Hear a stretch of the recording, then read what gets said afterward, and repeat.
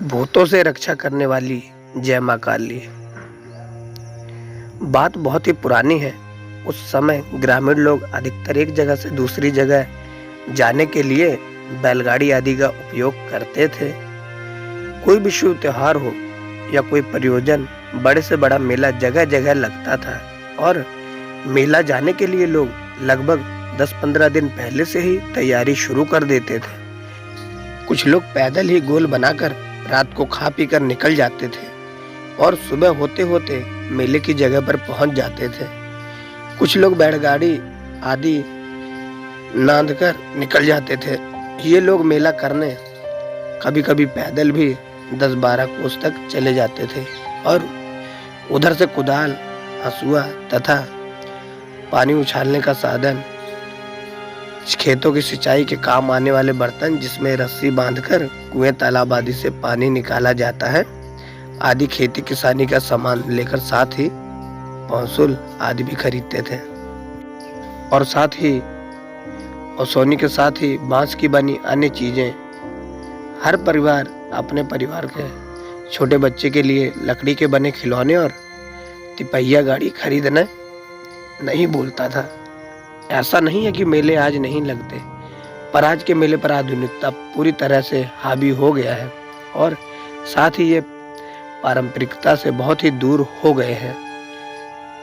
पर उस समय मेलों की अपनी खासियत होती थी। लोग कुछ विशेष चीजों को खरीदने के लिए किसी विशेष जगह पर लगने वाले मेले का इंतजार करते थे। भूत की पूरी कहानी शुरू करने से पहले मुझे एक छोटा बहुत ही रोचक किस्सा याद आ रहा है और उसे यहाँ सुनाना जरूरी समझता हूँ। एक बार मेरे गांव के कुछ लोग रात को खा पी कर लाठी, गमछा, सतुआ आदि बांधकर मेला करने निकल गए। उन्हें लगभग 7-8 कोस दूर जाना था। रात का समय और आकाश चांदनी से चकाचौंध, कुछ खेत सरसों से पीले फूल से लद गए थे और प्रकृति की शोभा में 4 चांद लगा रहे थे। मेरे गांव के लोग तेजी से ही कुरहरिया रास्ते, मेड़ों आदि से होकर तेजी से गाते हुए, बतियाते हुए बढ़े चले जा रहे थे। रास्ते में कई गढ़ई पड़ी। वह लोग गढ़ई पार किए पर क्या देखते हैं कि घूम फिर कर फिर से वहीं गढ़ई पर ही आ जाते थे। जब 2-3 बार उनके साथ यह घटना हुई तो उन लोगों को आभास हुआ कि उन्हें भुलौना भूत ही बुलवा रहा है। दरअसल भुलौना भूत के बारे में ऐसा कहा जाता है कि ये लोगों को नुकसान तो नहीं पहुंचाता पर उन्हें रास्ता भटकाकर परेशान करते हैं। फिर क्या था, तभी उसी गोल के एक बुजुर्ग ने अपनी चुनौती निकाली, सुरती बनाया और जय हो भुलौना बाबा कहकर थोड़ी सी सुरती वहीं चढ़ा दी और हनुमान जी का नाम लेकर फिर से आगे बढ़ गए। खैर इस बार उन्हें भुलौना से बच गए थे। खैर मेला जाने वाली इस गोल की समस्या कम होने का नाम ही नहीं ले रही थी। मेला के रास्ते में एक नदी पड़ती थी पर उसका पाट बहुत ही छोटा था और इन दिनों इसमें जांग भर भी पानी हुआ करता था। आसानी से कोई भी गवाही व्यक्ति इसे पार कर सकता था। पर उस दिन जब ये लोग नदी के किनारे पहुंचे तो पाट लगभग 1 मील तक चौड़ा लग गिरा था और उस चांदनी रात में पानी लहरा रहा था। इन लोगों को कुछ समझ में नहीं आ रहा था। पास में कोई मल्लाह या नाव भी नजर नहीं आ रही थी। ये लोग नदी से 10 मीटर पहले ही रुककर सुबह होने का इंतजार में वहीं बैठे बैठे उंधने लगे। खैर सुबह हुई तो उन लोगों को पता चला कि नदी तो अभी 100 मीटर के लगभग दूर है, वैसे ही पतली सी पतली दिखाई दे रही है। दरअसल नदी के किनारे के खेतों के सरसों पूरी तरह से फूलकर पसरी हुई थी और हवा बहने पर सरसों के पीले फूल लहराते थे तो उन्हें नदी के पानी का आभास होता था। पर यहाँ भी किसी दूसरे भुलौना भूत ने इसके साथ मजाक करके उन्हें भुलवा दिया था। अब इस गोल का हर व्यक्ति सोच रहा था कि अगर रात को ही थोड़ी हिम्मत करके हम लोग आगे बढ़े होते तो पता तो चल जाता कि नदी का पाट न बढ़कर ये सरसों के खेत है। खैर उस समय भुलौना भूत ऐसी हरकतें करके लोगों को परेशान करते ही रहते थे तो यह कोई नई बात नहीं थी। खैर सुबह लोग फिर से तेजी के साथ चलना शुरू किए और दोपहर तक एक बड़े बगीचे में पहुंच गए। उस बगीचे में लगभग 1 कोस तक दूसरा बड़ा बगीचा था जिसमें मेला लगता था। पर जो ही वे लोग इस पहले बगीचे में प्रवेश करना शुरू किए उन्हें बहुत ताजुब हुआ क्योंकि इस बगीचे में भी दुकानें सजना शुरू हो गई थी।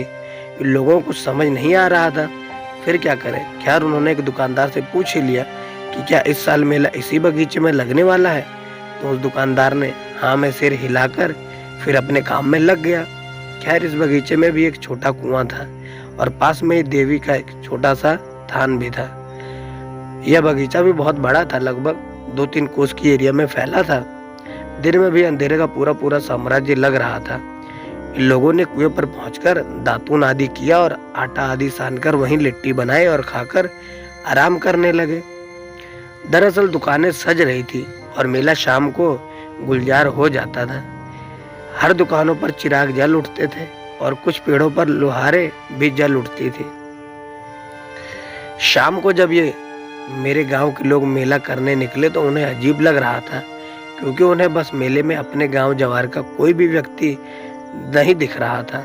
उन्हें बहुत ताज्जुब हो रहा था कि क्योंकि मेरे गांव का भी कम से कम 2-3 गोल और पास के गांव के अनेक गोल मेला में आए थे। कोई गोल वहां गांव के पहले चला था तो कोई बाद में, पर कोई पहचान का व्यक्ति दिखाई नहीं दे रहा था। दुकानदार भी अजीब लग रहे थे और उनकी हरकतें भी अजीब थी। हमारे गांव के लोगों में एक बुजुर्ग यादव जी थे। उन्हें अब कुछ समझ में आने लगा था। उन्होंने गांव के सभी लोगों को एक साथ रहने की हिदायत देते हुए कहे कि धीरे धीरे डेरा की ओर बढ़ो, हम लोग भूतों के चंगुल में फंस गए हैं। यह अपना मेला नहीं, यह भूतों का मेला है और अगर हम समझदारी से काम नहीं लेंगे तो हम लोगों की जान को खतरा हो सकता है। पता नहीं, अब ये लोग उस कुएं की ओर बढ़ने लगे तो दुकानदार भी एक एक करके धीरे धीरे उनके पीछे होने लगे।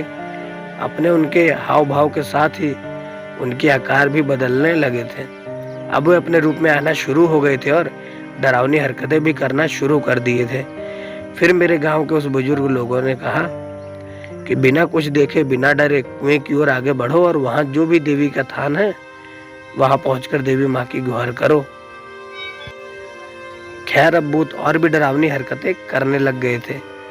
पेड़ों की डालियां तोड़ना भी शुरू कर दिए थे और अजीबोगरीब हरकतें भी। पर मेरे गांव के लोग बिना डरे तेजी से उस कुएं की ओर बढ़े और कुएं पर पहुंचते ही वहां बने देवी स्थान के पास चप्पल आदि निकालकर देवी माँ को गुहारने लगे और बगीचे में एक अजीब सा भयावह स्थिति पैदा हो गई थी। अंधेरा पूरी तरह से छा गया था और पेड़ों की डालियां तेजी से आपस में टकरा रही थी। मेरे गांव के लोग अब हाथ जोड़कर उस देवी थान पर झुक गए थे। सबकी आंखें बंद थी और वे बस देवी माँ को अपनी जान की भीख मांग रहे थे। भूत भी आसपास एकत्रित हो गए थे, पर कोई इस स्थान के पास आने की कोशिश नहीं कर रहा था, पर दूर से लोगों को डराने में लगे थे। एकाएक एक तेज आंधी उठी। ऐसा लगा कि पूरे बगीचे में भूचाल आ गया। कुछ पेड़ों की डालियां तेजी से आवाज करते हुए टूट कर गिर गई और देखते ही देखते मेरे गांव वालों के कान में किसी महिला की सुमधुर आवाज गुंजामय हुई, उठो, यहाँ पड़े पड़े क्या कर रहे हो? मेला तो उस बगीचे में लगा है, मैं भी उसी बगीचे में चली गई थी। उसके बाद मेरे गांव वालों के जान में जान आई। अब बगीचे में शांत पसरी हुई है और उन्हें कोई दिखाई नहीं दे रहा। फिर एक अद्भुत रोशनी प्रकट हुई। रोशनी के प्रकट होते ही मेरे गांव के बुजुर्ग ने कहा कि अपना सामान समेटे और बिना देर किए इस रोशनी के पीछे पीछे निकल पड़े। फिर मेरे गांव के लोगों ने अपना सामान समेटा और उस रोशनी के पीछे पीछे हो लिए। जब वे लोग मेले वाले बगीचे में पहुंच गए तो वह रोशनी गायब हो गई। अब मेरे गांव के लोग राहत की सांस ले रहे थे, क्योंकि लगभग काफी रात भी हो चुकी थी और उस बगीचे में मेला भी परवान चढ़ा चुका था। जो ही हमारे गांव के यह गोल मेले में प्रवेश किया, वहीं हरीश खरीदते हुए मेरे गांव के समेरस बाबा मिल गए। फिर रमेश्वर बाबा मेरे गांव के इस गोल को लेकर डेरा पर गए, जहां मेरे गांव के अन्य गोल भी जाकर ठहरे हुए थे। फिर अपना सामान वहां रखकर ये लोग मेला करने निकले। दरअसल डेरा बनाने से यह फायदा होता है कि हर व्यक्ति की 1-2 घंटे इस डेरा पर रहने की जिम्मेदारी होती है और लोग अपना सामान तथा खरीदता हुआ सामान भी यहीं लाकर रखकर फिर मेले में चले जाते थे। और अगर किसी को खाना पीना भी होता तो यहीं डेरे पर ही आ जाता था। ये लोग महीनों तक ये मेला चलता था।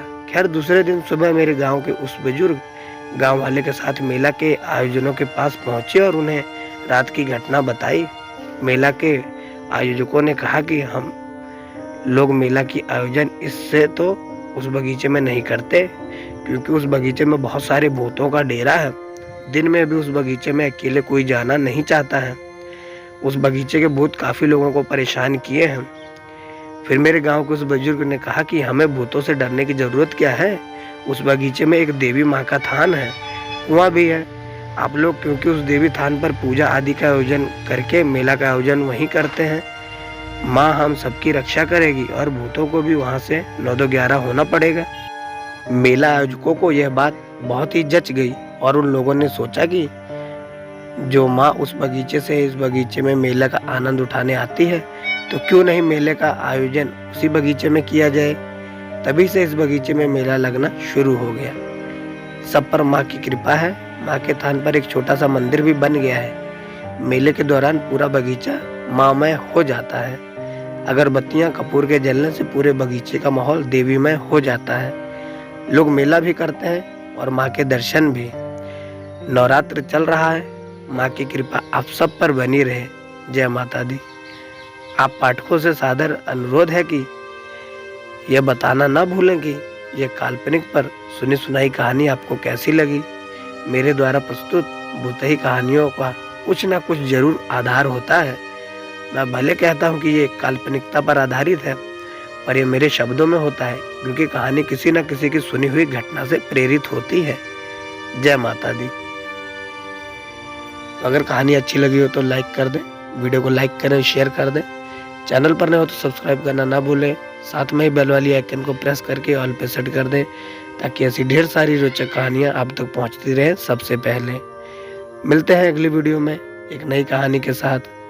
तब तक के लिए धन्यवाद।